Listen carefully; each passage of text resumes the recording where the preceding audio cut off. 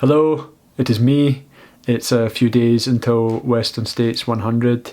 I've just been trying to relax a little bit, trying to get organised and everything in place so that I can chill out the next few days and try and keep the anxiety at bay. Already feeling slightly nervous about the race. I've been here before, obviously, I've done it 3 times, but I'm still nervous about what's going to happen out there and the conditions and everything else. So I'm just trying to be as calm as I can, but it's not always easy. Anyway, I was asked by a sponsor to do a short video, just a quick update and talk about Western States, and I just thought I'd post it on my own channel, so that's what's going to follow.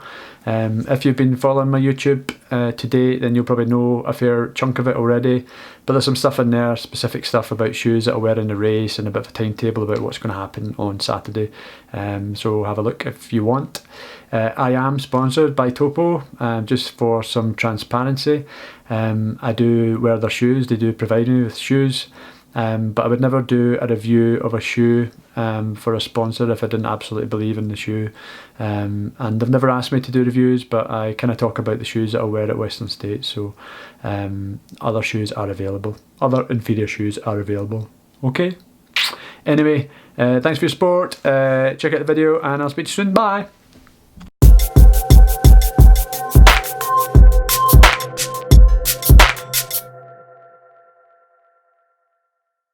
Hello, I'm Paul Giblin. I'm a Topo athletic athlete. I'm an ultra runner from Scotland, but the past 3 or 4 years I haven't been home much. I've been travelling the world mostly to get out to train for races and to do some of the best races in the world. So I'm delighted to be back here in California for another Western States.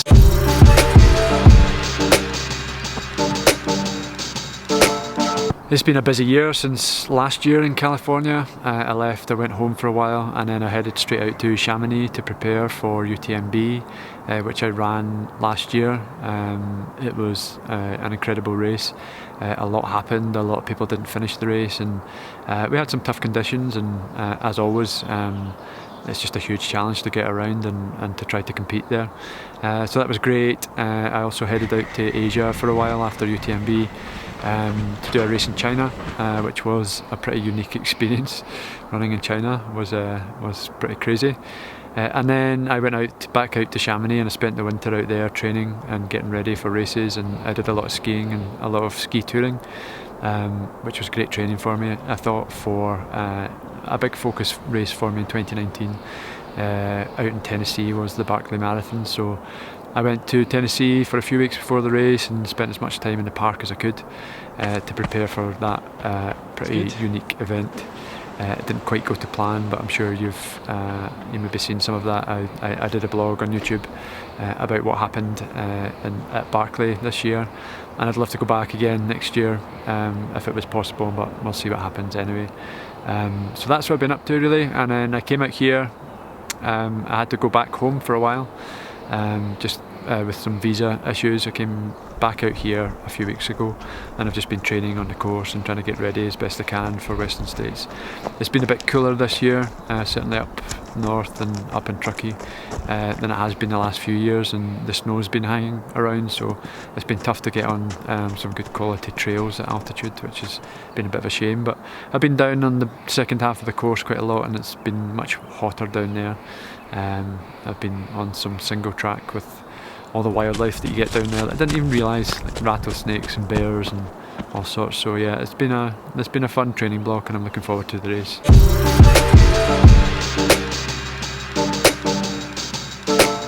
Well, this is one reason. Check out the place. It's an incredible place to run. The trails are amazing. Most of them have only just opened up in the last couple of weeks. You'll see over there's a fair bit of snow still up at Robinson Flat. It feels like you're accessing places that you just don't normally get a chance to run, so that's one big reason to come back to Western States. In all seriousness, it's probably the most competitive fast 100 miler in the world. The competition is huge, it always is. Every year you look at who's running, and it's just everybody. Every fast ultra runner in the world is usually there trying to compete, and because the conditions can vary so much even throughout the race, it makes it especially tough, because on paper it maybe doesn't look as tough as some of the bigger races in Europe, but with starting you could be running for 20 miles through snow, and then within a couple of hours you could be in the canyons and it could be up to 100 degrees. So it's a pretty unique event, and because there's so much history attached to it as well, it kind of connects with me, and I love those kind of races that you can immerse yourself in all the history and everything that's happened and all the stories from the race, and you get to meet some incredible people along the way. The past few weeks, if you go anywhere on the course, you can usually find someone who's done the race, and some people have done the race over 20 times. I bumped into somebody on a training run a few weeks ago who was asking me if I was doing the race, and you just don't know who you're talking to. There's some incredible athletes here from the past, and yeah, it's got a real kind of family feel, which I love about the race.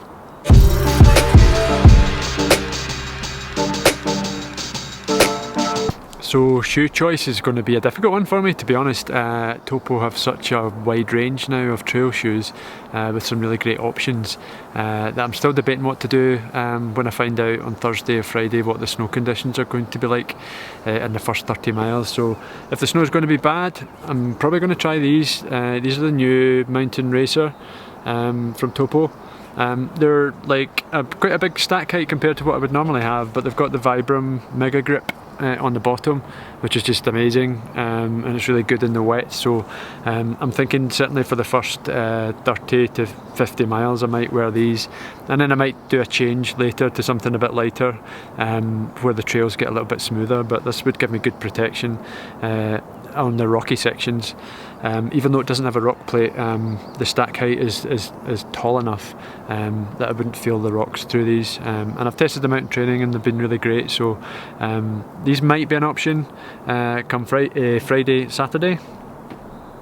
And then I've always got the TerraVenture 2, which I used at Barkley. They were just really great at Barkley. I had no problems with them at all. Barkley's quite a difficult course, obviously, because most of it's off trail, so it can be really slippy. You're over rocks and down trees and mud. If it gets wet especially, it can get really slippy, and you can't stop slipping on some of those really steep gradients. But the Vibram sole on this was really good as well. And I love the new kind of drainage ports they've got on both of these shoes, actually.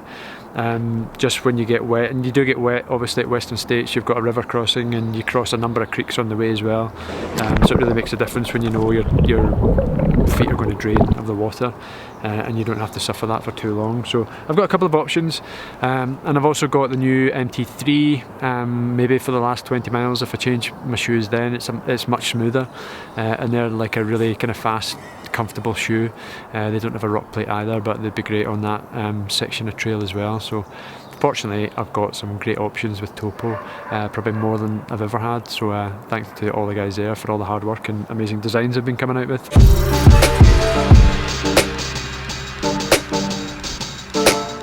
So the race starts on Saturday at 5 AM from Squaw Valley. We go straight up the ski run, the main ski run that I skied down only a few weeks ago, really, which is kind of strange and fun.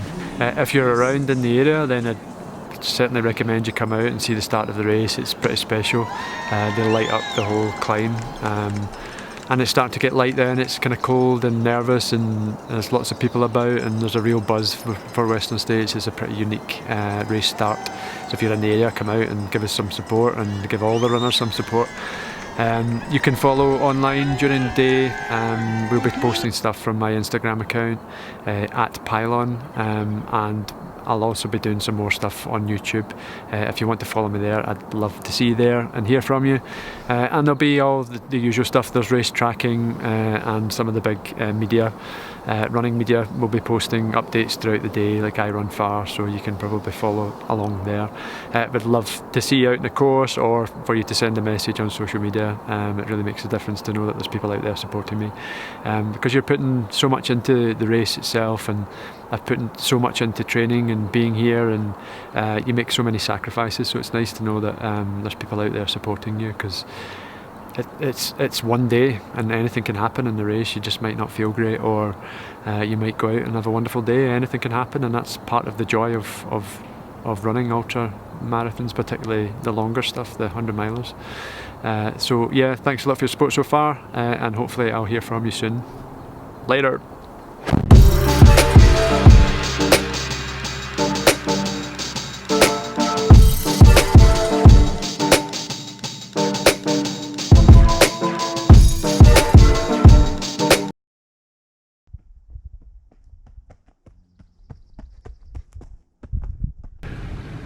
So Paul, this is your 4th year at Western States, M9 this year.